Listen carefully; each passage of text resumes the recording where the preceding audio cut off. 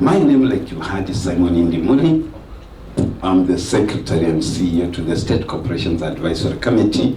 That committee is established under the State Corporations Act, specifically Section 26, functions are under Section 27, but the committee called SCAC is established under Section 26, with a chairman appointed by the President, other 8 members also appointed by the President, but we also have the PS to the National Treasury, who is a member, the PS to the Ministry responsible for public service is a member, the Inspector General of State Corporations is a member, and the AG is co-opted as a member. And then that's the committee, and a secretary also appointed by the President to provide secretariat services to the committee. So receive greetings from my committee. The chairman of SCAC was supposed to be here. Unfortunately, he was sent by the President on assignment. Then this morning it was decided that I have to join him. He had actually talked to the session chair to say, I'll come to make a presentation on his behalf, but then now I'm again required to follow him, but they send their greetings. Most of the people here are state corporations. Can we just carry hands, those who are from state corporations? Now, session chair, you can see. Nikisema mtu wa state corporation asukuje, wewe umeisha. So, and I really appreciate the state corporations that have had to determine that their chairpersons should come. As much as possible, we want the capacity of the persons appointed as chairpersons to be built, and you know, the way we can do it is to partner with the institute, which is established by law to provide governance advisory services to both private sector and government. And so our partnership with ICS is firm, and we really appreciate the role ICS has been playing. ICS played a critical role in the development of Mwongozo. I was the coordinator from SCAC, and ICS did a fantastic job. We are just in the process of mooting the next strategy to review Mwongozo, and again, the role of the ICS is anchored within that strategy. Now, let's come back home. Effective chairing of meetings. I have never chaired a board of a body corporate. I have chaired various committees. In fact, in government circles, if you meet government, they call me, most people, the chief merger. Wherever there is a merger of entities for many years, I'm usually appointed to chair the merging and dissolution. We have just dissolved 2 state corporations. I was chairing before I became the secretary. Now that I'm secretary, I think I will not chair anymore. I will be involved in appointing who can chair, because now I should be at the receiving end. But I have never chaired the board of a body corporate, which means you are more knowledgeable on this subject than me. But I have the experience, having been in boards. I have sat in 137 boards of state corporations. Before I came to SCAC, I was an inspector for very many years. I think I was an inspector. I just came to SCAC in 2012 as a director for governance. Before then, I was an inspector of state corporations for 17 years. And inspectors sit in boards. So I happened to have sat in, most of you, if you go to your minutes, you will find my name there. And that experience possibly is the one I borrow to share a few tips on how you can effectively chair your meetings. So generally, once you are on the chair, you know, a chairperson has very many other responsibilities. But once you are on the chair, the expectation is that you will do 4 critical things. One of them is to ensure that all the business before the meeting are dispensed with. They are discussed. Number 2, that as much as possible, the views of the entire membership of the board are heard. Number 3, that clear decisions, and the word there is clear. Clear decisions are reached, and that the meeting starts and finishes on time. Now, here ya mwisho, let me tell you, most boards don't achieve that. Start time and finish time. In fact, there are very few boards that fix finish time. I know one board. Is the chair of IRA here? Oh, he's not. I know him, Honorable Mabonga. It's the CS, Diana, FCS. No. That is a board that I know, because after we did Mwongozo, I worked with them because they said they wanted to work, especially how to ensure that their meetings don't take more than 3 hours. And for many years, they never had a single board meeting that went beyond 3 hours. And so, finish time, how many board chairpersons say we are starting the meeting at 9, and ladies and gentlemen, we are done by 11? How many? Let me see, by show. That it is determined. The start time, yes, but how many determine the end time? Now, I don't want you to carry your hands. Oh, there is, yeah. Wow, that's, I hope not only, you know, the chair has been in very critical boards, including NHIF, and during her time, there was no scandal at NHIF. If there are people who have conscience, okay, let me not go there. But it is very important that we determine the end time of a meeting. My chairman, actually we were talking about, because I had made a presentation for him, and he said, can you emphasize on this? Do you determine the end time of a meeting? Because once you start a meeting and you have not sent the end time, then the meeting is to last infinitum. It's there. For as long as members want to keep themselves, the meeting is open. Now, that's not a good thing.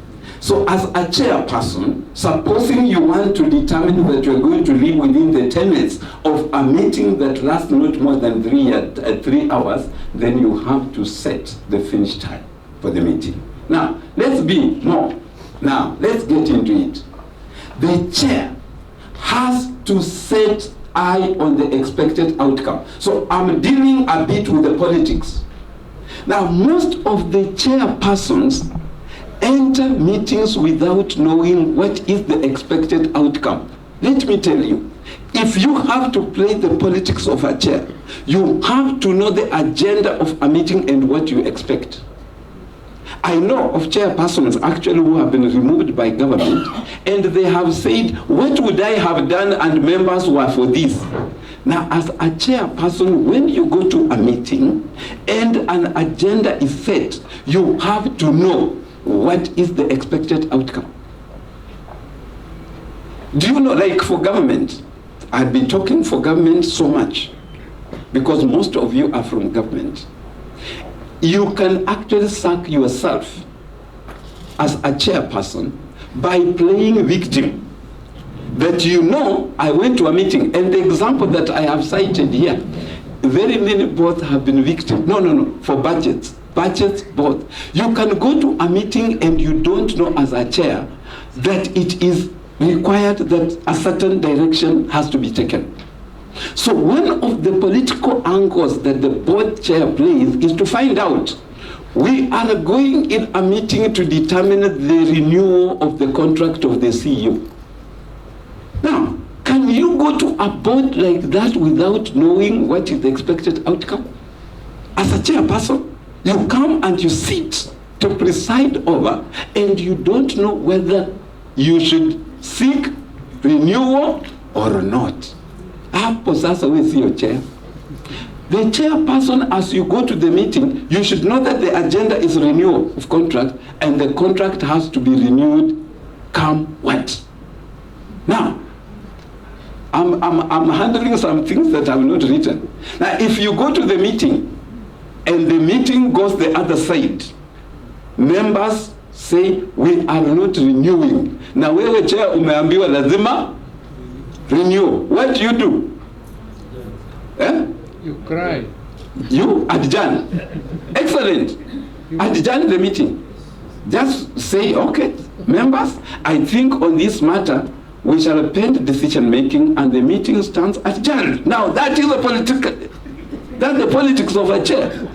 But you can, let me tell you, government has decided, and you have seen these things. Government has decided that FCS Wambua's contract has to be renewed, and you leave the board meeting, members have decided, and it is minuted, that we are not renewing. So you have to go to a meeting knowing what do you expect.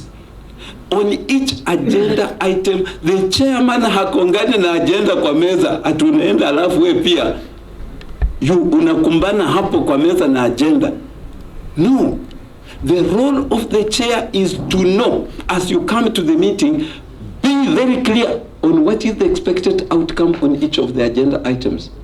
If it requires any kind of canvassing before, you have to canvass. You don't come to canvass a chair in the boardroom. Actually, somebody said over 85% of the matters that take place in a boardroom are determined outside the boardroom. And that's the role of the chair. So the chair has to set this. What is the expected outcome? Now, the example I have given you is a very raw one. How many decisions are you supposed to make on that one? Now, the agenda here is to get the 2022-2023 draft accounts approved and submitted to the Auditor General. Now, how many decisions are we supposed to make on that agenda? Just one? Any other? Huh? Two. We're saying two. Yes, Director, Chair. Tell us which are the two. The accounts have to be approved and submitted.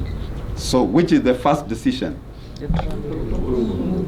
Approve the second one? Submit. Excellent. Now, let me tell you, I'm giving you a very clear example of something that happened just last week. That's why I picked it.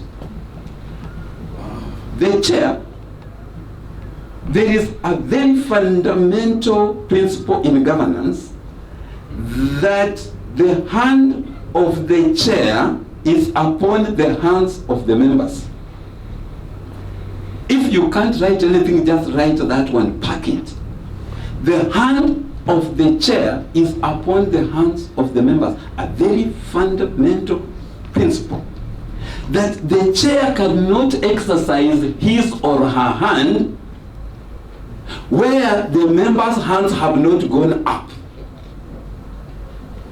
So if members have not told you to do anything, the members' hands have not gone up, you cannot be asked to exercise your hand. So the hand of the chair is upon the hands of the members. Now, supposing you just approved the accounts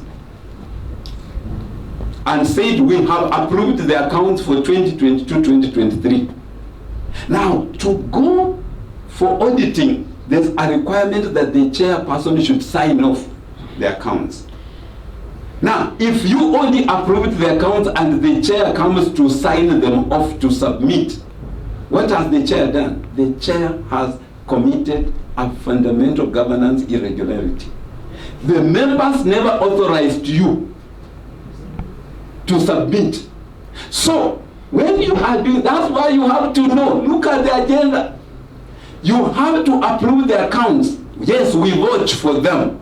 And we are hereby authorizing the chair to sign and submit.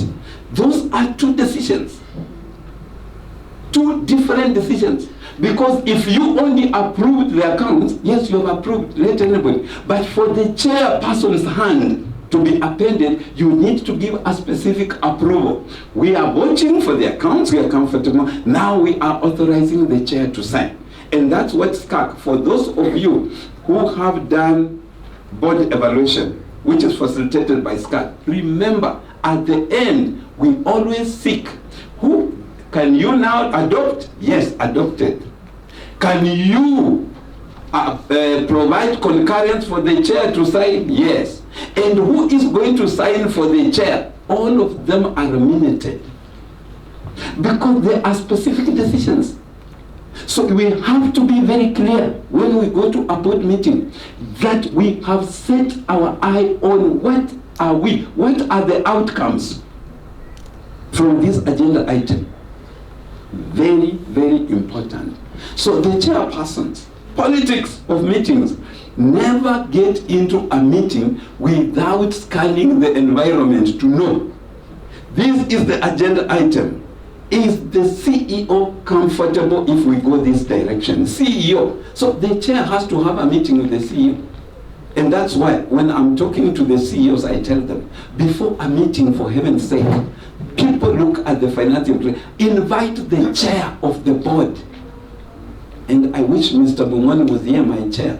There's no meeting I have had with him without. And SCAC has very interesting meetings. Some meetings are held at night. But I will still have a virtual meeting with the chair, and I invite him officially and write. You know some of the things that happen, like if the president has to remove a chairperson or a member of a board, SCAC has to advise. And it can happen like Friday is coming up, and on Thursday the advice has not been obtained, and you are informed at 6 o'clock. So SCAC has to advise before midnight, before Friday, and we shall have a meeting with the chair. First, for the chair to be very clear, these are the instructions. So the chair goes there, he's the one to canvass the issue. As the CEO, you cannot, as a CEO, begin convincing members on the floor that this, no, that's not the role of the CEO.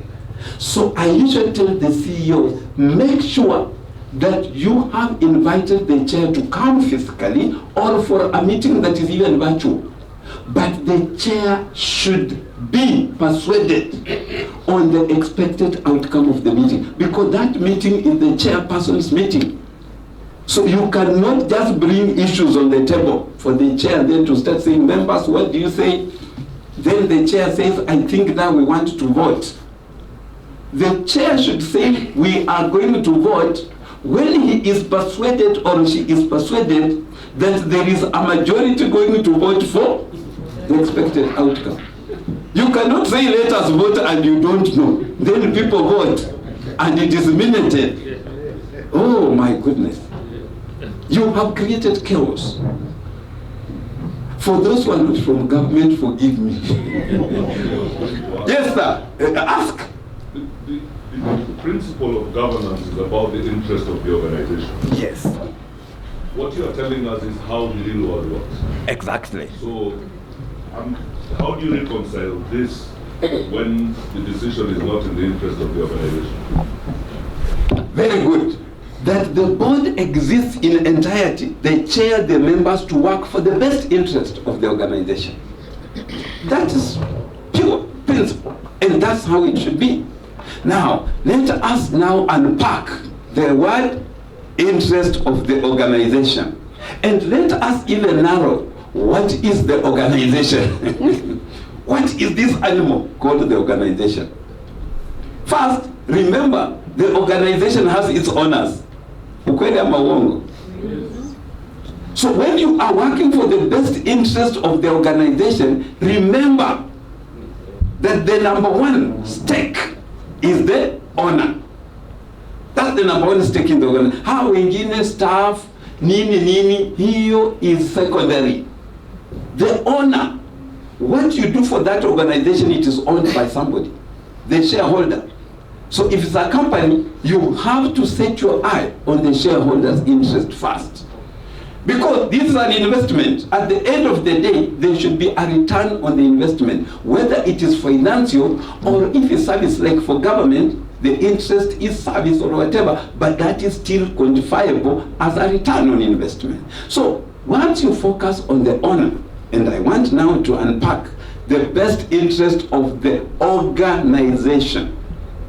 Now this organization, the chair, you are from which institute? I hope, are you from a state corporation? Yes, please. NSDCC. Okay. NSDCC. NAC. No, the National Syndemic Disease Control Council. This is just in simple terms, NAC, National AIDS Control Council. Lakini it is siasa. National Syndemic Disease Control Council. Now, when you are working on something, Chair, for that, the first thing that you have to look for is the interest of the organization. Now, the interest of the organization is not Njeri and team. No, it is the persons, government, and the stakeholders, persons living with HIV and so on. So when you are working, then once you unpack that thing called government, now assuming the chair of the Ministry of Health has a CS called Madam Nahumicha, she calls the chair and says, I have direction that the CEO's contract should be renewed. And there are persons in the board who feel it should not be renewed. Now, when the chair meets and members, they have to look for the best interest of the organization.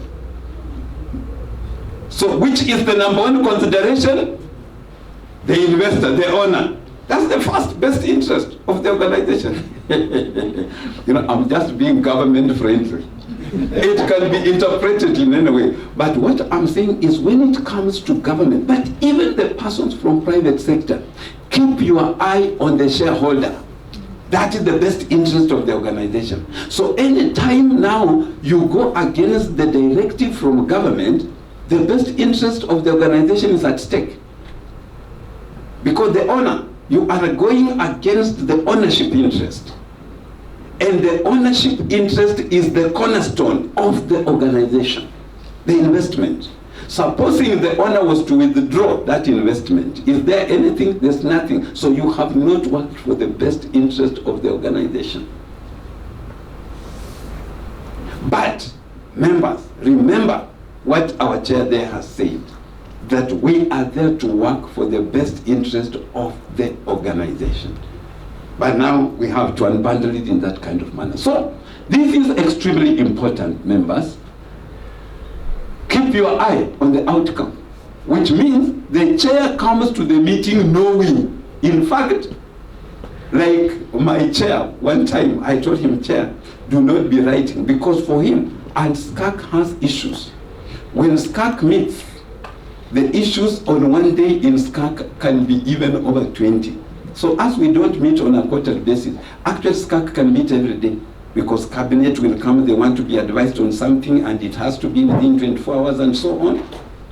So, chairman will have written, he writes at the end of each issue what is expected. So when he is talking to the members, the agenda is there, but he knows. And by the way, for us, the way we do our papers are very open. It means the issue can go any direction. But the chair already knows on this one, although these are the options, mimi ni hapa. How he gets it, it is up to him. For me, my work is to be objective, to provide a paper that's objective and everything, but it's the role of the chairman to direct membership into the expected outcome. So that is very fundamental for a chair. The purpose, the chair, and this is one area where all chairpersons of my state corporations, when we evaluate them, there is this question here, and all chairpersons, the least rated, hata ukipata chairperson amegonga 96%, utapata hii iko 60 ama 70. Does the chair ensure that the agenda and papers are circulated in time, in advance of the meeting? Hapa ni shida. So the chairperson has to whip. You have a duty to crack the whip and make sure that the agenda and any supporting relevant documents are submitted and relayed to the members in advance of the meeting. This helps members then to properly contribute to the agenda that's there. Now, supposing they have not been circulated on time, you call the bluff. Like for SCAC, we have our regular meeting on the last Thursday of every month. That is when we bring all the papers and everything. And that one is 14 days to the date of the meeting, the regular. But the ones which are based on need, it is within hours. There is one we were required to meet 9 o'clock. I issue a notice at 9, and by 11 at night we have the meeting, so that before midnight the agenda is done. But the regular one, we have to get it in advance. So supposing the papers are not submitted on time, what are you supposed to do? Just crack the whip once, shock the system as a chair. Shock the system. Just say the meeting is not taking place. The agenda is circulated. It is a meeting that is scheduled. It is in the almanac. The date of the meeting is 18th of September, and you get the notice on 10th. 8 days. You just say, as a chair, the meeting is not taking place. Give the required 14 days and have the papers done. You have shocked the system. You will never see that repeated again. I told that to a chair just in December after she had been appointed. She complained, and I said, just test in the next meeting. She keeps telling me, ananiambia unajua dawa. No notice has ever been given from one. Don't go complaining about things. As a chair, you have the fiat. You can call the bluff and say, we are not having a meeting. The notice as required and the papers have not come within the requisite timeline. So we are not having the meeting. And that lesson will reverberate in the entire institution. You will not see that mistake again. Yeah? Now, hey, another one. And this one again. Most chairpersons get into meeting rooms without having been there in advance of the meeting. Chair, the meeting is for the chair. You know, committees and the CEO do their meetings at the committee, but this is the chair's meeting.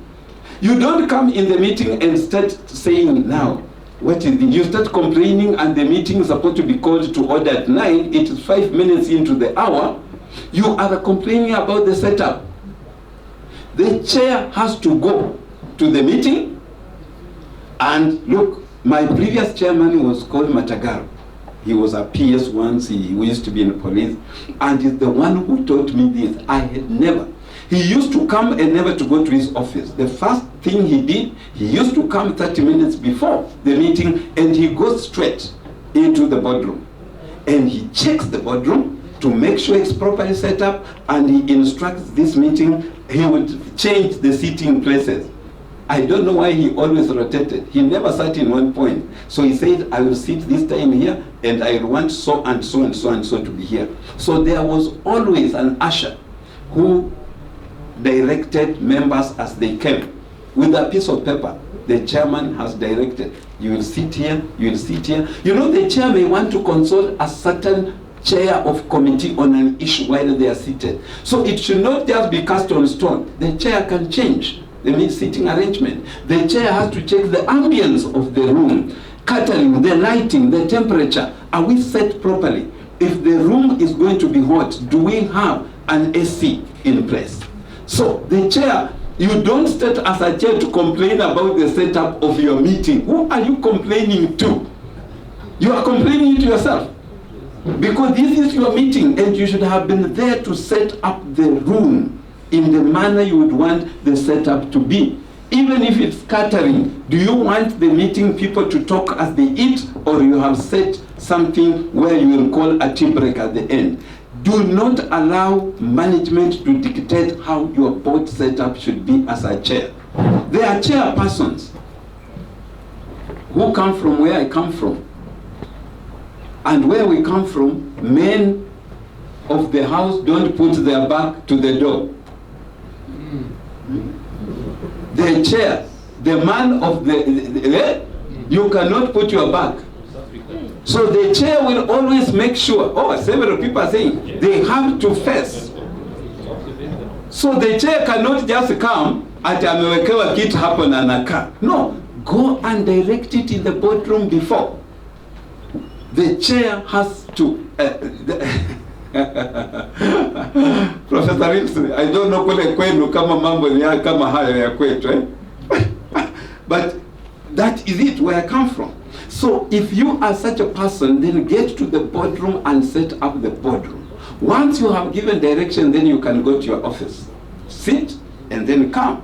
But you are not going to complain about the setup, because it is your meeting and you are the one in charge of the room, of the boardroom. Managing time. Now, managing time, yes. And the fourth one of the, you need to include, when we are doing the Zoom, yeah? The Zoom meetings. You find that for people to be accepted to the meeting, it takes a while. Okay. Yeah. Exactly. And actually that's very important. During Zoom meetings, at what time does the chairman get to the Zoom meeting? Now that is very, very important. And I'll borrow again from what was said by our former chair. If the meeting was starting at 9, he entered the meeting at 8:45 to make sure that everything is set, where he is, there's no echo and everything. Then when people are being admitted, the chair is there. How do you start admitting people to the virtual platform? Who is there to admit people? This is the chair's meeting. He will not be the one admitting people, but people should find him. He is the first one. Member number 1 nani ni chair. So the chair cannot get into a meeting anapata watu wamekaa tayari wanaanza kumsalimia. Chair, how are you? The virtual meeting is still the chair's meeting. So if the chair is held up, then nobody else should be admitted. Yeah, the chair should be the person to get to the meeting and welcome the members. As Joyce gets in, the chair says, Joyce, welcome, we are happy to have you. You know, that is now the demeanor. Then you can imagine the chair anaingia kwa mkutano bacho, watu 8 wako, wanaanza kusema kila mtu, karibu chairman. Chaos. You see, they are already showing you are late and you are not displayed. So if you have not gotten onto the platform, just tell the IT person not to admit anybody. Wacha wote wangoje hapo kwa waiting room. Yeah, ama namna gani? The chair should be the one to welcome people. That discipline chair, you know what you are doing, chair, is that you are also mentoring other upcoming chairpersons, including the staff members of the institution. So when the staff members know that the first person to reach a meeting is the chair, then that is it. Dr. Joseph Kinyo, he was a very interesting person. Our boardroom on 2nd floor of around the house was next. He had his office, then a door to the boardroom. And all these meetings for departmental heads, they started at 7 a.m. So what always happened was that some of us, because we feared what the president did to people somewhere, and people were hanging out, because Kinyo immediately put that thing, meeting in progress at 7 on the dot, you will not. So we would come even sometimes 10 minutes or 15 minutes to 7. But nobody would be allowed until he is on the chair. Immediately he gets to the chair, even if it's 5 minutes to 7, then you will be allowed in. You will not come in before he comes in. And once he starts the meeting at 7 on the dot, nobody would dare come. It was a rule. Don't even attempt. Once it is 7, the meeting had started. So as a chair, you can have this principle of, I have to be the first person to get into the boardroom or in the virtual platform. If you are the first person to get in the meeting, then create room where members can be kept. Even if it is your own office, chair, let members sit somewhere. But getting to the boardroom, make it, you are mentoring persons to know that the person number 1 in our meetings before the meeting starts is the chair. And so that, thank you so much, Chairman, for that. So managing time and maintaining time schedules. Managing time, like I said, is extremely important. It is once the meeting is correct, do not say you are waiting for all members. You are encouraging bad manners as a board chair. The meeting was starting at 9. It is 9 o'clock, there's quorum, and you say, let us wait. Can you call Patricia? Patricia, where are you? Then she says, Niko tu hapa chini. Oh, let us give her some 5 minutes. What are you waiting for? Once the meeting time has come and there is quorum, you start the meeting. You are also inculcating some discipline in the members. Do not wait for latecomers. However, supposing there's no quorum, then you will wait, but you have to sound a warning to the members that this is not acceptable. Because the time has come and there was no quorum. But again, the State Corporations Act in our case is very clear. 30 minutes after the time scheduled for the meeting, once there is no quorum, the meeting automatically stands adjourned. 30 minutes. And that's discipline. Those who are there, they will get their sitting allowance because the meeting took place after all, because you transacted opening prayers and did everything until you reached quorum. No quorum, meeting is adjourned. Now those who come after, like 2 members recently, I had never encountered that. I was called and told the meeting had just ended, adjourned because there's no quorum, and then 2 members came in. Unfortunately, one of them was from a far end of Nyanza, and another one was from within. But now the issue was, can they be facilitated? So I gave instructions that they should not be paid. They were not in the meeting. In the minutes, the list of the people were there, they were not there. So I had to also call the bluff and say, let it be recorded, if you pay any one of them, it's going to be a definite audit question. Because they have come after 30 minutes, they were not in attendance, why should you pay them? It's not there. So members, the issue of having this is very important. And now the last bullet, a timed agenda. Again, this is where I find state corporations don't do. I don't know the members who are here from private sector, possibly you do.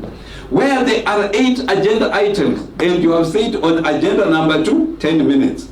Agenda number 8, 30 minutes. Agenda number this, 20 minutes. Now, the timed agenda is a very, if you want to control your meetings, you should have a timed agenda to keep the meeting focused. As the agenda begins, number 1, the agenda was circulated well in advance, the paper. So Chair, remind members that let us presume the paper is read. And that is where you see wonders.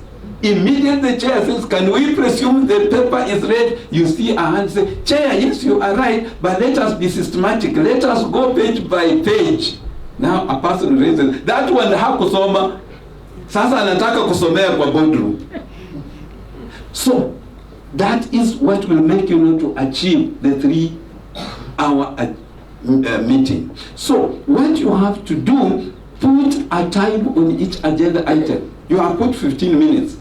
Supposing in 15 minutes you have not disposed of the matter, what happens? The members will vote to extend. They will say, Chair, let us give it another 10 minutes. And they will warn each other this time and say, members, there are those who are going wayward and bringing in other issues. Let us focus on the item. So the additional 10 minutes will be utilized more effectively than the first 15 minutes. So the issue of a timed agenda is meant to keep the discussions properly structured. So when you have a timed agenda, it really helps you. You can imagine one agenda item taking 2 hours because it is a free field. You never gave any guidance on time. So one of the most effective ways of managing time is to assign time to the agenda. And you can even do it at the beginning of the meeting. If you don't want to do in advance, you tell members, let us go through those items, there are 9. We have to effectively utilize the time. And for state corporations, you are my friends. I have said, hata mkutano ikianza saa 1 ishe saa 2 unapata lunch.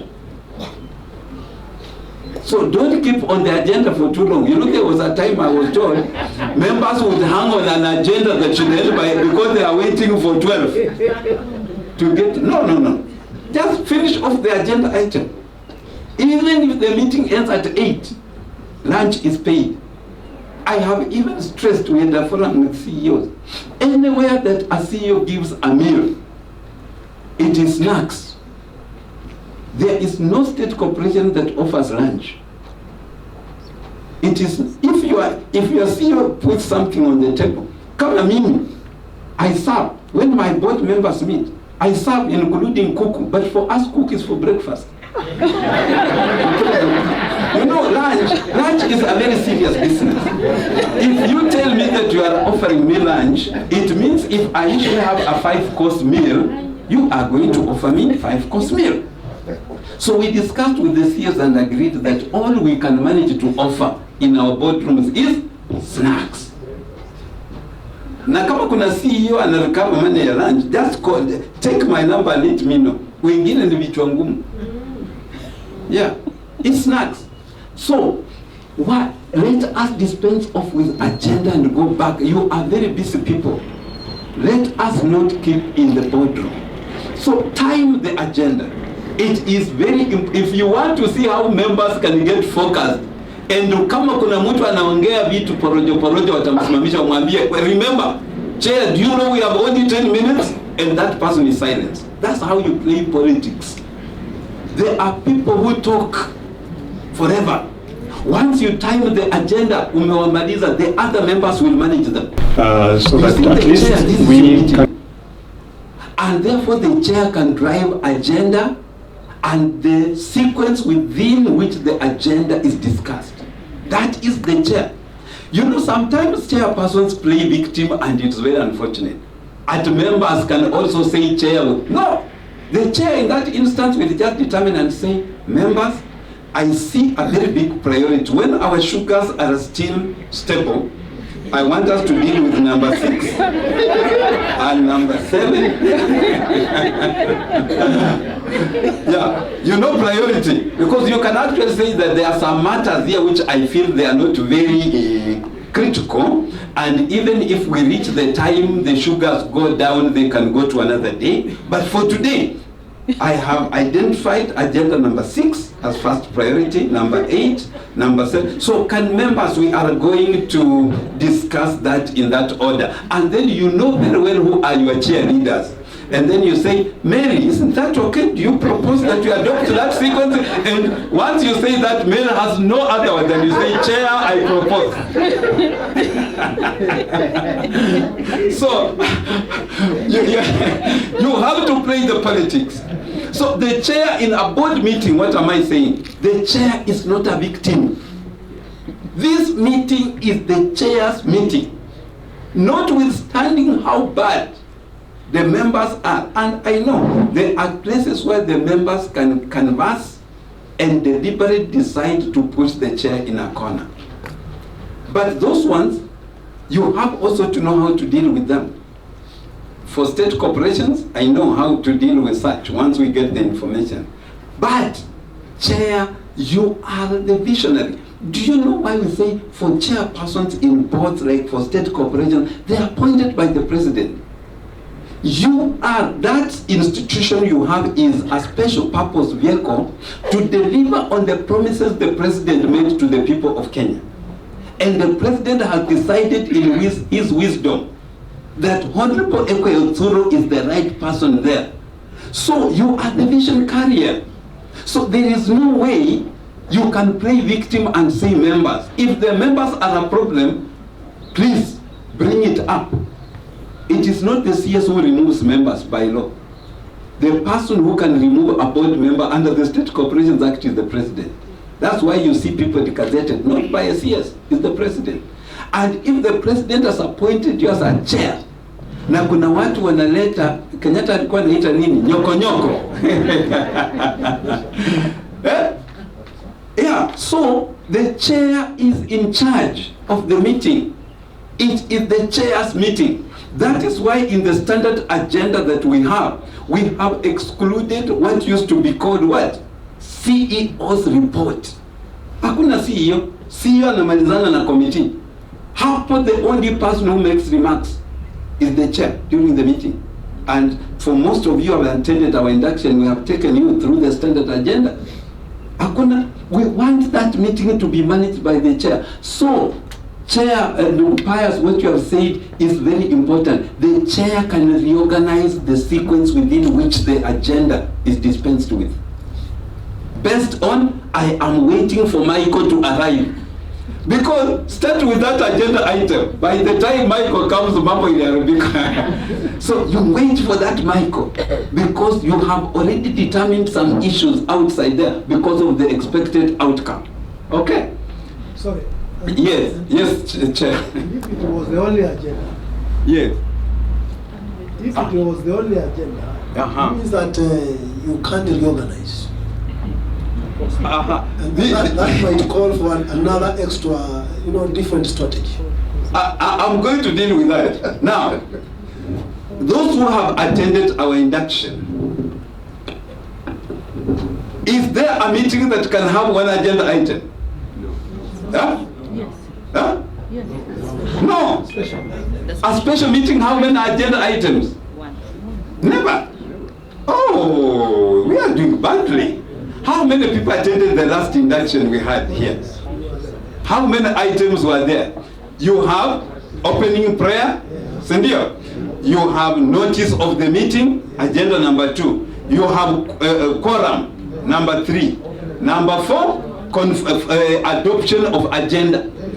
Number 4. Number 5, chairman's welcoming, declaration of interest. Number 5. Number 6, chairman's welcoming remarks. Number 7, agenda item start. So by the time you reach there, the chairman's welcoming remarks can be 1 hour. Yes. Who has told you how much time you should take? Chairman's welcoming remarks. You can do an appraisal of the projects that are going on. And last time I saw the construction. CEO, can you just tell us where are we in the library? So, actually, that is because that's where you use the time. You can actually discuss within chairman's remarks, you can discuss 1 hour. If there's quorum, just that, you get members to be updated on the goings on, everything, until that person arrives. Okay, fine. So, effective utilization of the flip chart car park. Now, that is one thing that you have to utilize very effectively. The flip chart car park. There are people, you start discussing the issue we are talking about, renewal of contract for the CEO. Then a person just comes and says, Chair, succession management in this institution is a problem. In fact, in HR, I'm the chair of HR committee. The HR head is acting. The next one is acting. Then there is a clerk. How can we handle that matter? Now, the other person, that issue is somehow incidental to the business, but that person has taken you out of the agenda. So you have to have the car park, the flip chart car park, where issues that come up which are offside the business, you have to pack them. And you have just to tell a very calmly a member that, okay, we have heard you, that is a very important member, Jane, but I think let us put it here. Once we finish this issue, time allowing, we shall discuss that. People derail you unless you can be able to pack. That is one reason that you will keep on an agenda forever. Because the chair lacks the ability to pack issues that are outside of the line of thought on a matter, or somebody wants to introduce something that may not be very useful. Do not tell a member that now that is irrelevant. Now, Chair, that is very serious. You can use the word irrelevant and that person will never talk again. Because members have ego. So you should be very, very sensitive. And that's why emotional intelligence is very important. You have to nurture and nurse the emotions of people. You have to be sensitive. So you don't need to tell off a member, but you should very wisely. I had done an example of that. I don't know why I deleted. There's a slide I had given examples. You have to keep members focused on the core business. So your ability to use the car park, the flip chart, we call it in governance the flip chart car park, becomes very important. Your ability, immediately a person talks and you appreciate and say, yes, Simon, that is very important. What you are raising is very critical. And we need to consider that matter very seriously.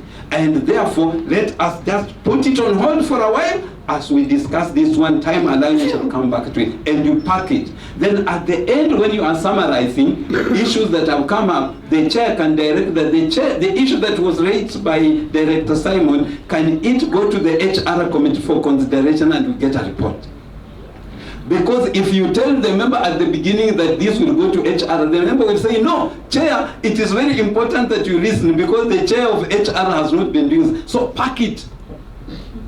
To take good care. Don't say it will go to another one. You do it in your summary, but you pack it during the deliberation very, very skillfully, so that the member feels they are appreciated for what they are discussing and that you are not wishing the issue away. So, very importantly, effectively utilize the flip chart cover. Then encourage and manage participation from the members.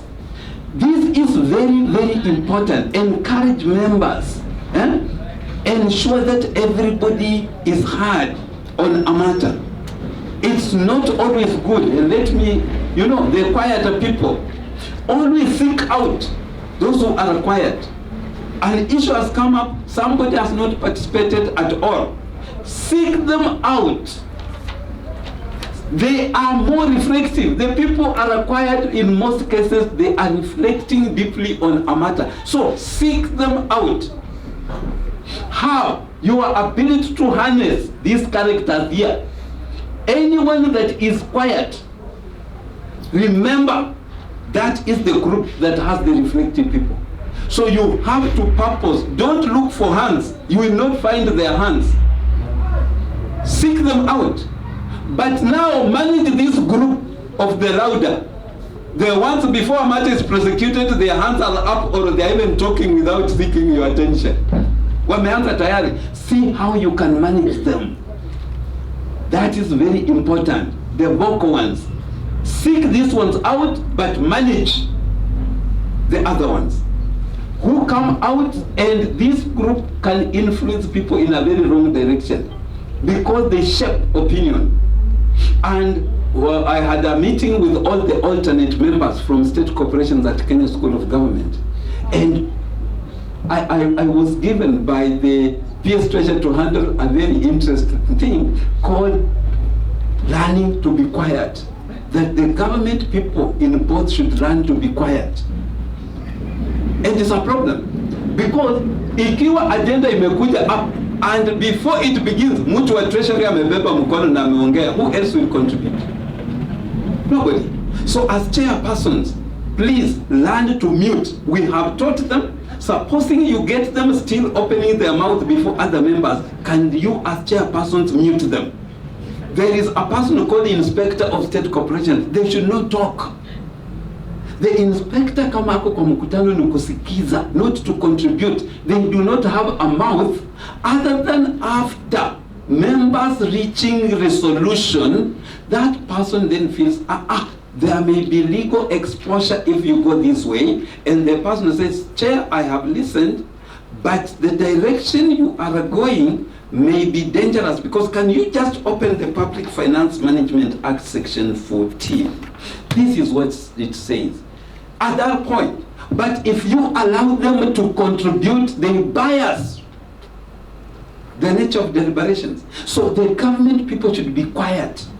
And the role of the chair is to mute their voices and allow the independent members first to discuss. And you can make it known, and you can quote me, because that's, I have allowed myself, that tells them we were told by the Secretary SCAC that government should come in last. After independent members have, deliberated on the issues and vented out their emotions and everything. So this is very important. And the quieter the government people are, the better the decisions you are going to make. So seek out. That's why most people in the board, we have realized that they will keep quiet to wait for the people who know. And according to some board members, the people who know are from government. No, there's no monopoly of knowledge from government. Why we have more? You can imagine, like in the State Corporations Advisory Committee, 8 members are independent plus the chair, 9. Then the government ones are only 4, which means there is a deliberate move to make the independent voices to be heard. So do not allow these louder vocal participants to take hold of your meeting. Create room. In fact, start by seeking out the ones who are not carrying up their hands or talking. Now, after the meeting, as we come to the end, oh yes, Chair. Yeah, I think we also have a situation where the chairs are permanently seeking the direction of the corporation secretaries, effectively killing the meeting, the spirit of the meeting. I don't know what you have to say about it. I've seen it happening every other time. The chairs just asking the corporation secretary, are we going to have a legal issue way ahead of the deliberations, and therefore the meeting look like it's just being led by the corporation secretary. Right. Now that's very important. The corporation secretary is not a member of the board. The corporation secretary is not a member of the board. You know, there is what we call the board will comprise of, and there is what is called the members. So the board will comprise of the chairperson, members of the board including the CEO, and then a corporation secretary. But this person is not a member, is part of the organs of the board, but is not a member of the board. And the persons who contribute in the board are members of the board.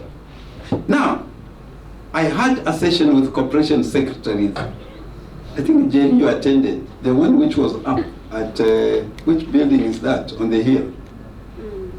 It's called something. I'm planning for another one. And the principal role of a corporation secretary, the corporation secretary is a gatekeeper to make sure that what comes to the board is assured. It is not going to expose board members. Anything, that's the gatekeeper. Supposing there is a paper that is going to expose board members, it's not in sync with the law or government policy, it does not reach the board. It goes back to be redone. That is the role of the corporation secretary as a gatekeeper. So what comes to the boardroom, it has gone through who? The corporation secretary. The corporation secretary is the one who has sent it to you, which means it is already solid. If it is not, the corporation secretary will have done a rider to the chair to say, I gave an opinion that this paper is not correct, but however, the CEO has insisted that it should come, and this is my opinion.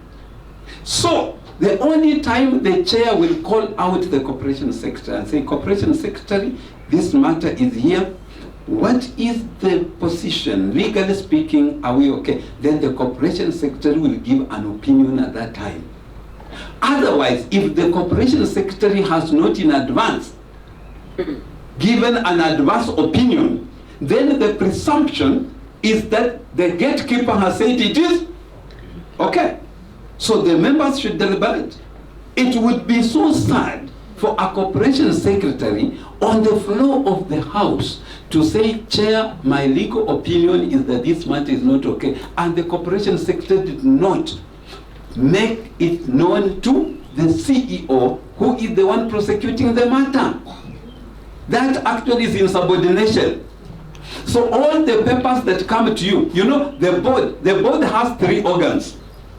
The board has the CEO, the corporation secretary, and the internal auditor. Now, the CEO is the one who prepares the agenda. But the papers and the agenda have to go to the corporation secretary, who is the gatekeeper, the entry point.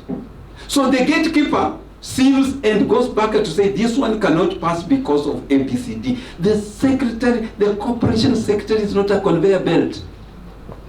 That things came, I passed them. That person has failed.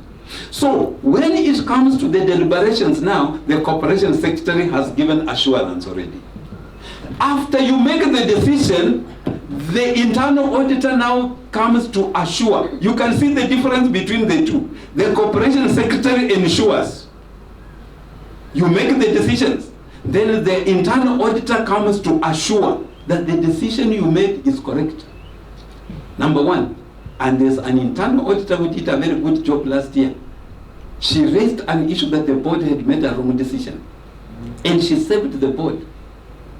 And the corporation secretary was in hot soup. So what you have to do is to make sure that post facto, after your decision, the internal auditor comes to audit. What does the internal auditor come to audit? Number one, was the decision sound? Number two, has it been implemented as was approved? And gives assurance now to the board.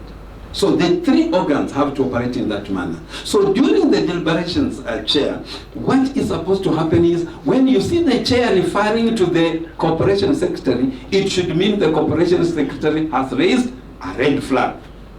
But otherwise, it would be very untoward for the chair to keep on in every meeting after every issue. Corporation secretary, can you give us an opinion? No. Hapo hapana. By you getting the paper, it means the corporation secretary has given it a thumbs up. That's the presumption. So the corporation secretary does not contribute to the deliberations because that can then derail members. Because after the corporation secretary has said, Chair, this is illegal or whatever, then can members contribute? No, that person, just like the inspector or government people, she will have biased already the deliberations. So that should not be, it should be an exception than a rule that the corporation secretary is always there to give an opinion. Now, we are almost coming to the end. After every decision, after every agenda item, the chair has a duty to summarize that we have discussed this on this specific item. I hope what we have agreed is this on this item, and the members say yes. But again, at the end of the meeting, the chair is supposed to capture the decision. Now, we have had cases where you find a chair and members are wondering whether that is what they decided. The chair is the most brilliant person in the meeting. So the chair will be taking note of everything that has been done and will at the end of the meeting summarize all of them. This is what we call confirmation before confirmation. Members, we are going through the case of renewal of the contract at agenda number 4. I think we made it very clear that we are renewing the contract of Jane Kamau. Number 2, the procurement plan. We agreed to defer the procurement plan and specifically instructed this to be amended at the end so that members do not come to confirmation of minutes and they are wondering, even if it is yesterday, they are saying, truly, is that what we discussed? The chair has a duty to put matters in perspective. Members, on this item we agreed this, on this item we agreed this, and from the meeting, like SCAC directive for us, 2 hours after the meeting, the minutes are circulated to the members. Within 2 hours, they are all circulated. Because members have to agree that that is what was done, so that the CEO then are able to implement the decisions. Because members have agreed. That is not another meeting through circulation, but members just want to be sure. So the chair is supposed at the end to go through and in a snapshot be able to indicate that members on these 6 agenda items, this is what was discussed. Now, lastly, that's the second last slide. The effectiveness of the meeting. There is a board very recently which gave us a shock. They gave the chair 53% in the board annual board evaluation. So the chair is so pissed off. They are not seeing eye to eye. So I asked the chair, have you ever tested your effectiveness as a chair of the board? Says, how can I test? And this is how you are supposed to be testing yourself. You don't need to wait if you are from a state corporation for the annual evaluation of, you have to keep on testing yourself. And this can improve you. At the end of the meeting, ask members to briefly review how effective was the meeting. Not all the members, but you can just say, was the meeting effective? And if you see a hand or two, members will tell you. Then ask them, is there anything else we can do to improve?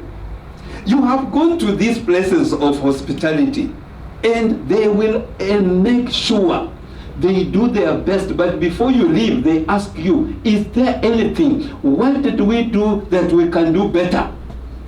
Well, how can we do things differently? And people can comment about anything. They can tell you tuletewa leo mayai ambayo ni baridi. Na maneno ya sausage hatutaki, tunataka sasa tukule ngwashe na nduma. Why should we, at our age, be brought sausages and hamburg and everything? And then during meetings, chair, there is one person who kept on talking. You are biased. You are not looking on this other side. You are only looking on this other side. Some people tell you, chair, be gender sensitive. This time it was only the ladies who are contributing. Ask tukibeba mikono, can you improve?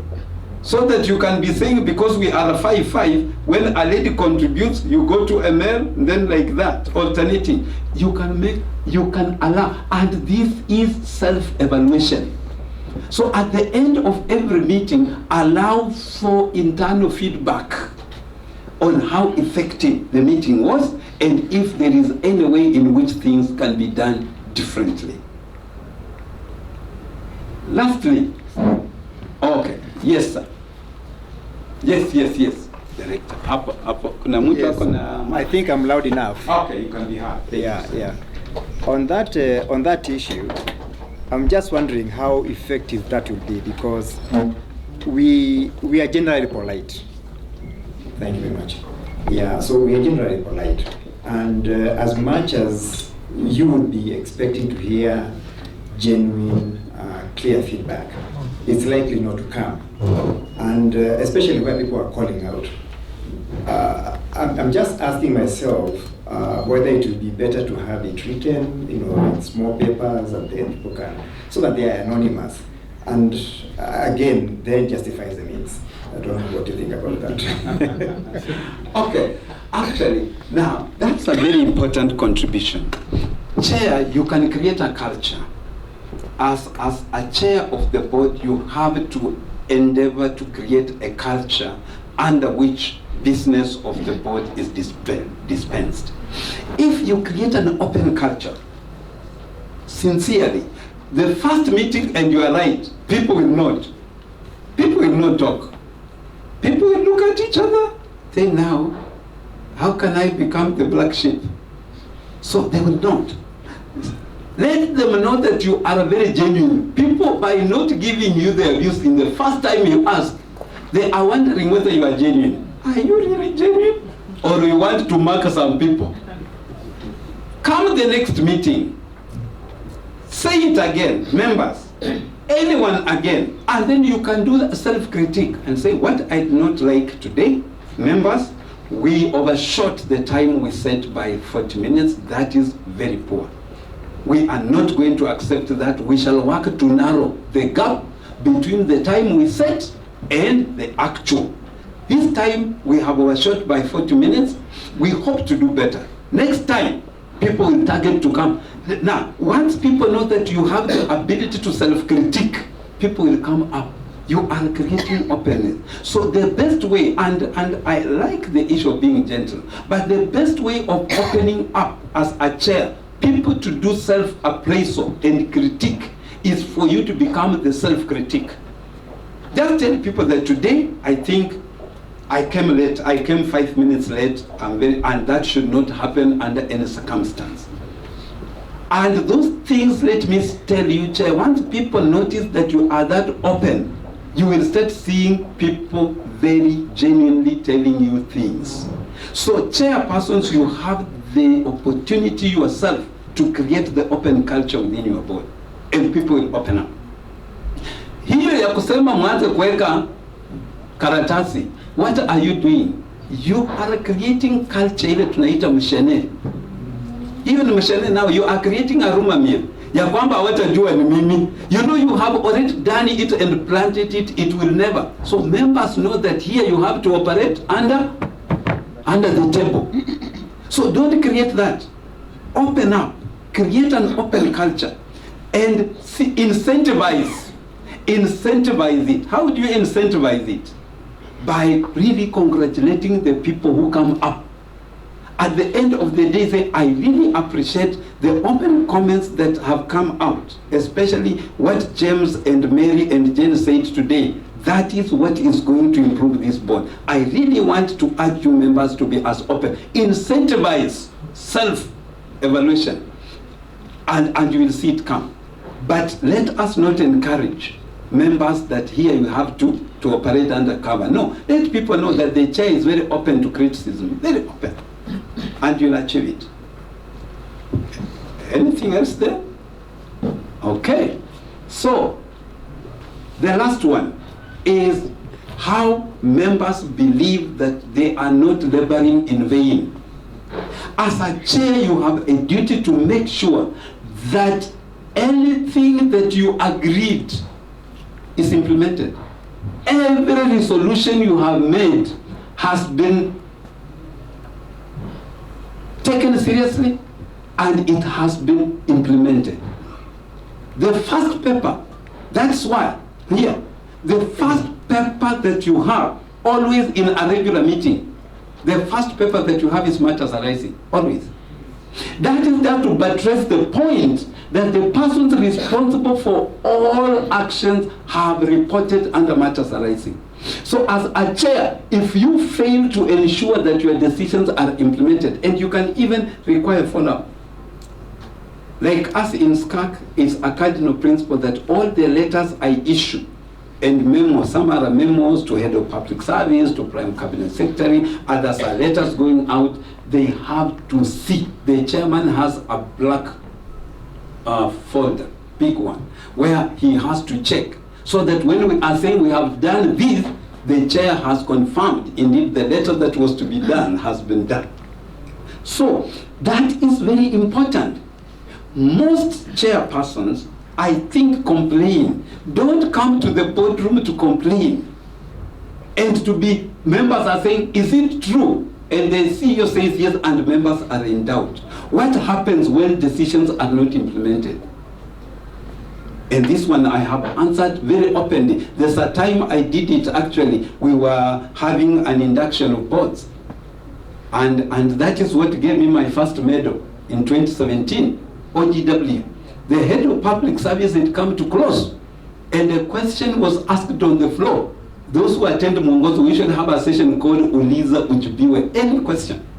And a question was asked, what happens when a CEO does not implement a decision of the board? And I was there now, I have read the question as given, and my boss, who was the secretary, said, I think, can my boss answer? He said, Simon, you are the director of governance, answer that question. And I said, sack the CEO, and everybody burst out laughing. Then the head of public service said to me, what are you saying? Then I said, as long as it is a standing decision, sack that CEO. And I still say it because it gave me OGW. I still repeat. If there is a standing decision you have made which has not been implemented, by the next meeting, sack the CEO. What do I mean by standing decision? You see, there's a decision you can make which is illegal. Does the CEO implement? No. The CEO will make the decision not to stand by doing a paper back to the board. So during that meeting, you are getting another paper to say the board in the last meeting resolved to sack so and so through what is called gross misconduct. I was required to sack somebody whose hand was found in the till. Gross misconduct. Where did the board get gross misconduct? It's provided under the Employment Act. Then the CEO goes to implement and finds that no, we have another law called the Fair Administrative Action Act, which requires that before you mete out any administrative action, you should first go through due process. So the CEO will come with a paper to say, I did not implement sacking through gross misconduct because there is this other law. So I have not implemented. So the decision is not standing anymore because the CEO has brought out another law that negates the decision you made. Lakini CEO hawezi kupata hii gross misconduct. Alafu anasema hawa watu ni wapuzi namna gani? Hii nifanye watadu nini? Aweke kando. Now you tell the CEO, did you implement? No. Why? It would have been illegal. My friend, you are there breeding impunity. A board decision is implementable, a standing board decision is implementable no matter what. So what that CEO will do, when he says I could not implement because there's this other law, the board will say, wewe tekeleza. Tulikwambia sack that person and we want. Now the CEO has brought another paper. Board imesema proceed. What should the CEO do? The CEO should write now. There are other organs, especially if it's government. The CEO can write to the ministry, the CEO can write wherever, but the CEO will now seek that protection. And it is very important because when you tell a CEO that you can refuse to implement a board decision because of ABCD, there's a problem. The CEO should make sure there is no standing board decision that has never been implemented. If there are no funds, the CEO should do a paper and bring the budget to the board and say, look here, you told me to do this, but members, there is no money, and look at the status of our accounts. Now another paper has come to controvert the decision. But CEOs who sit with board decisions in their books and say, you approved, yes chair, we do not implement because board chairs do not accept that. And that's why in the Treasury Circular, which established audit committees, one of the roles of the audit committees is to report on the implementation of board decisions. Because that's impunity for real, and we cannot allow it. Every standing decision is implementable. Where it is not implementable, it should not stand, because there is another board paper that has been done to explain why it cannot be implemented and the alternative. And members have gone through it. So that is the position. So board members and board chairs, this is follow up and review on the agreed action points becomes fundamental to your role as the chairperson. I think that's the end of my presentation. Yeah. Doing very well. It's actually 1 o'clock. Can you appreciate the time management? Time management. 1 o'clock. I was looking at it. On the topic, can you comment about the relationship between the board chair and the committees? And I know one might actually address the issue of the committee through the development of the agenda, but how much are you, as a chair, supposed to influence decisions coming out of committees? And if those decisions are not aligned to what the outcome needs to be, what can you do? Thank you. Thank you very much. Mine was just a proposal, but this lesson should be learned even by the CEOs when we work together with them. Thank you. Thank you, sir, for sharpening our skills and arming us to the teeth as chairpersons. Mine is about the linking. Some of the state corporations have the linking problem with the state agencies, state departments. It has taken a while. I don't know what you can say about that. My name is Moko Francis, Chair of the Scrap Metal Council. And the main reason I raised my hand late is because I thought maybe some of the issues that my colleagues would ask for answers would be tackled by it. I have a serious issue. Some of the state corporations have secretariat and, like the Scrap Metal Council, which I'm the chair. We have a secretariat that is basically from the ministry. This secretariat comes, we don't have a CEO. The position of CEO is not recognized in our act. It's just the head of secretariat. They come, they perform duties. But their allegiance is to the parent ministry.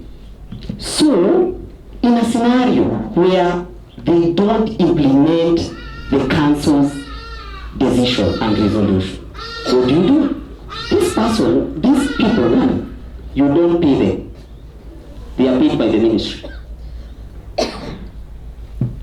They report, they are like, they report both to the council and both to the ministry. Sasa unashindwa utafanya nini? Thank you. Thank you so much, and members, thank you so much for these comments. I think FCS, if I was to handle you as first, I think the problem that institutions have, where you find this disjointedness in where you domicile ethics, governance, and so on, the confusion about the HR instruments, but the ones which come to SCAC, for us, we are very clear. The corporation secretary and the head of legal are at level 2 as directorates, and all issues to do with board secretariat, legal matters, issues of ethics, integrity, governance, even issues of corporate social responsibility, we make sure they are all domiciled in that office. So as we get compliance with the HR instruments, I think we shall get sorted. I want to start from the bottom, scrap metal. That is an entity that is neither a cow, a bird, an animal. And when it was done, actually I'm the one who wrote a letter to the ministry and said this is bad law. There's no way you can create a state corporation, call it board secretary, then say the minister will deploy a CEO and staff. So we rejected, and currently, I think you have seen the draft bill. We wrote to the AG has already come up with a draft bill. Now the Scrap Metal Council is going to be a state corporation, body corporate with the board obligated to hire all its own staff, including the CEO. So that one, if you have not seen the bill, I have it. It is being resolved because SCAC directed.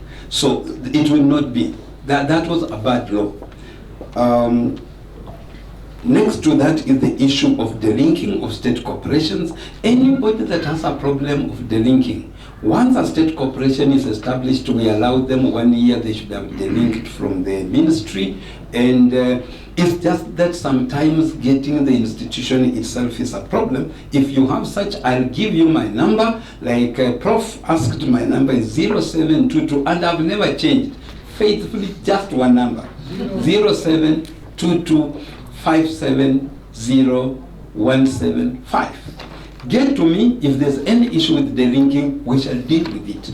I have been having a serious capacity problem in SCAC, but government has given me enough people now from various ministries, and we should not have any problem of delinking. That we should achieve. Board compensation for state corporations, the terms and conditions of service should have been done long way back. SCAC did the work with a multi-agency team, Treasury approved, SRC gave consent, we submitted to government, cabinet was to approve, then one institution of government, I don't want to name it, they said it is not the mandate of the president to issue, it is their mandate because it's a constitutional commission. So cabinet directed the Attorney General to study what they are there. The AG has properly advised that they have no role. He has gone the constitution and the law, so cabinet should be approving the new terms, we hope within this month, because that was the only bottleneck. So we should have new terms. think it is not that we clap because it is something which is positive. Don't clap. Don't. Because unajua kwetu ndikuwa naenda kutega ndege na ukiongea juu ya hiyo ndege before aingie ameponyoka utawahi kumpata. And we were told the same when we were young men tukiwa kwa jandoni after that if you are admiring a lady, never dream. Ukidream huyo utawahi kumpata. So let's not even dream. But it is something in the offing. Let us deal with the relationship. Oh no, I should go. I'm from the bottom. When a CEO, this was asked by Honorable Ekwethuro. If you are told by government sack a CEO, and you have no facts to sack the CEO, as a board, and I want to say this because I talked to the chair and the vice chancellor of Kenyatta University last year when issues came up, and I told them you have a name. You would rather lose a job than lose your name. So be men and women of integrity. Hii kazi ya chairman ni nini na kuwa member? You know, at the end of the day, we are all answerable to some divinity. Wale wanaamini Mungu. For you to do something illegal, no facts at all, but because Baba amesema.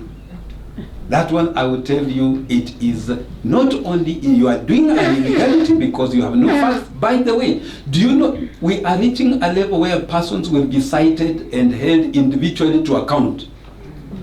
Because if that person went to court and you are faulted to have undertaken something that is called unfair dismissal, and then there are penalties imposed on the institution. The same SCAC I sit in, they have directed the Inspector General who does such charge. Once the penalty is imposed on the institution, money is lost. So the money lost should be declared a loss and recovered from the persons who occasioned the loss. So you just have to. I thank God. The people, they went home and by God, they came back. So please, I want the integrity, your own personal integrity should. That is why when a decision is made, we usually say, do not group think. You know the word group think? Do not group think. Unajua kufikiria kama kondo. Unajua kondo. Kwa barabara moja ikiingia hata kama gari imefika zingine. Do not group think. Think as an individual when a decision is being made which is contrary to law or your own ethical standpoint. Just say, members, yes, you've had the way because of majority, but I want my position to be recorded that this is my position. Let's be men and women of integrity. Board papers delayed. I think shock the system. I'm telling you, shock the system. Just tell the CEO, you have called for a meeting today. And let me tell you, I have never been a CEO until I was appointed now to fill the shoe. What CEOs go through. You feel the pain. Possibly una pesa, na members unakuja wanasema, this one we have just received the papers yesterday, chairman, we shall not discuss. Hii kuja baadaye. We are only looking at the paper that came when the notice was given. Hii ingine hapana. Yes, let the CEO feel the pinch. They don't like paying board members. So by you telling them here we are not discussing, you are making them to feel it. There's no way you can give papers on the date of the meeting or the day before and expect members to be able to contribute effectively. So it's up to you as the chair. And that's why that question in our board evaluation, it is there. Does the chair ensure that you get the notice and board papers on time? Why did we put that question there? To make sure that the chairs are something. You have to shock the system. There is an issue that came about board chairpersons, committee chairpersons not contributing effectively. We are having meetings through ICS. We shall be having a series of meetings for board chairs, board committee chairs. And it's very important that we bring the chairs of the committees. As a chair of the board, you have a duty to make. And during our last induction, I put a demonstration on, like now, we are doing financial statements, the draft accounts. There are 4 papers. There's one paper, the statement of financial position, the balance sheet, what we used to call balance sheet. There is the statement of comprehensive income, which we used to call profit and loss, or income and expenditure. That's in statement of comprehensive. There is the cash flow and the notes to the statement, whatever. Now, what sometimes makes your chairs not to contribute is because the board chair has not given direction. The board papers are not prepared properly. Where's FCS Karanja? FCS Karanja was doing a very good job. You said some of the people who write board papers are authors of books, not authors of papers. The paper that is coming to you as a test case with those financial statements, if it is more than 2 pages, don't accept it. If that is not, you don't expect the chair of finance committee to present a board paper of 66 pages. Hizi statements zimewekwa pamoja. Sasa chair wa finance who did CRE at university or whatever, anafika kwa page fulani imeandikwa changes in equity. Hata anaweza kutamka Equity Bank. Oh, in Equity Bank iko hapa. You know, the way papers are done is the problem. The papers should be the papers from the committees is not a summation of what was presented by management. It is purely the observations that members made, and I don't want to go through that example, and I've demonstrated, and for the first time, very many board chairs have told me we got it right. Not more than 2 pages. So the board chair, hakuna mtu atashindwa kusoma hiyo, the observation. But when you bring the amalgam of all the papers, and then now, chair amesign on page 72, and you tell the board chair, soma, atasfika mahali aseme, chair, can I invite the CEO? Because it's not. So we have to teach, and FCS Karanja and chair of ICS, please organize meetings to teach how to do board papers so that anybody can be able to read them. But chair, now I come to the fundamental issue. Chairpersons of boards have been accused.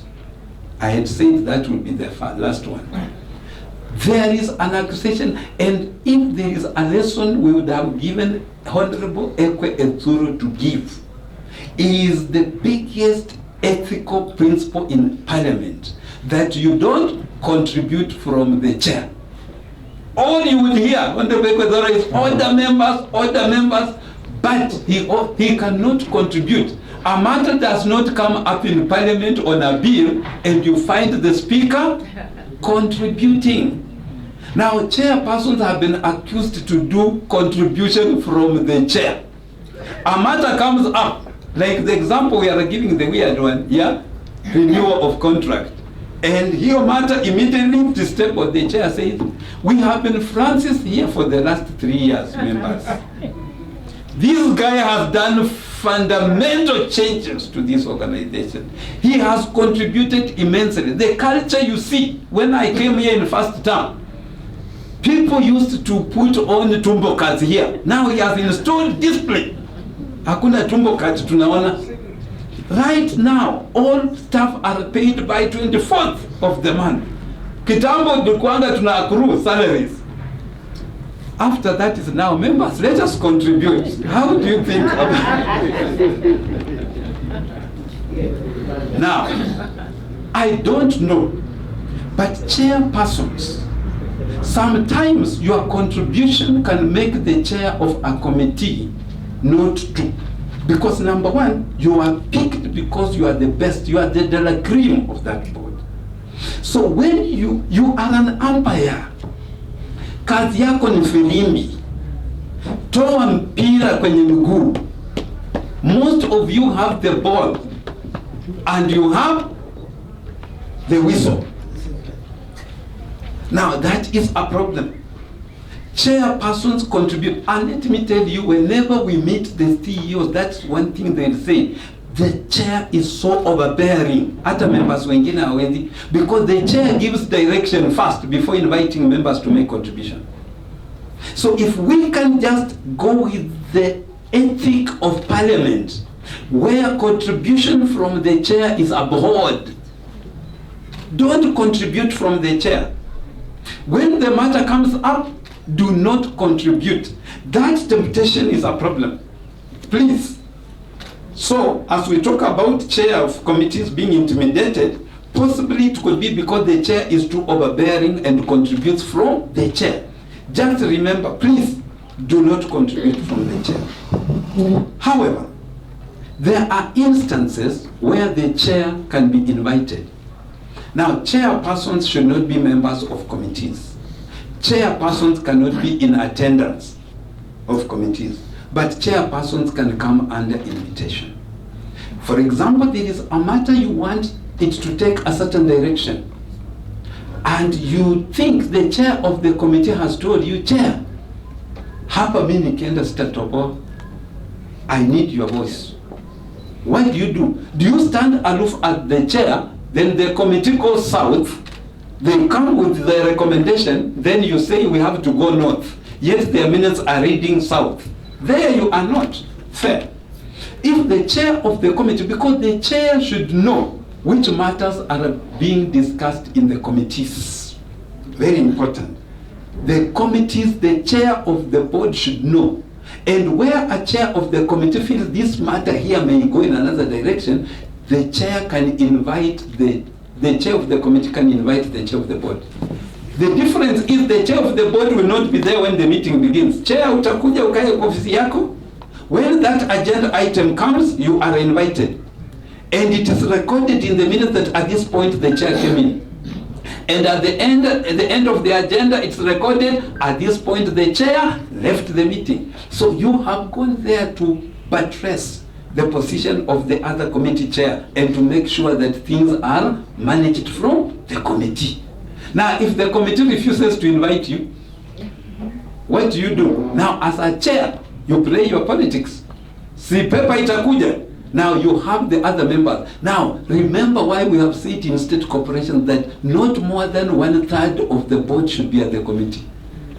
Now, some of the boards, by the way, they are not going with that, but that is what we were trying to address. That if a committee has a majority, wako tano, na wanakuja you are 9 and the CEO does not vote, the chair does not vote, which means those 5, the matter they have determined, they can vote it through the board. Now that's a risk. So the circular of 20th March 2020 says not more than 1/3 of the board membership should be in a committee. So if they do not involve you, and you have your own politics that you play, one of the critical things a board chair should have is the grapevine. Yes. If you have no grapevine, wewe sasa. Grapevine ni kwa kila committee kujua ya kwamba nani anakufikishia ujumbe. Hiyo siwezi kuandika hapa. Exactly. But if it's not the chair, because there are some chairs who will keep things under wrap and say, Chair, weka kwa board tukutanie huko kwa board. Okay? But you should make sure that you get to know. Now, supposing you know that this is the direction and is not in keeping with the expected outcome that you have, then converse with the other members. Wanakuja, they bring out their issue, then you call for a division. And they are voted out. So you can do that. That's the politics that the chair should play. How many board committees can you have? In the case of state corporations, we are very clear. We have said not more than 4, including the statutory committee, which is audit. Not more than 4. And yeah. So I think I have handled the issues that came up. Actually, all we can say, you look at this guy here, always use this. This is a very fierce animal, assuming it's a crocodile. Very fierce, you can see the teeth. But this guy is happy. Look at him, relaxed. Because he knows he is sitting, as long as he knows where to sit and what to hold on. This thing is completely immobile. It cannot do anything. So as a board chair, number 1, remember that you are the one who sits on the board. you have the ability to direct.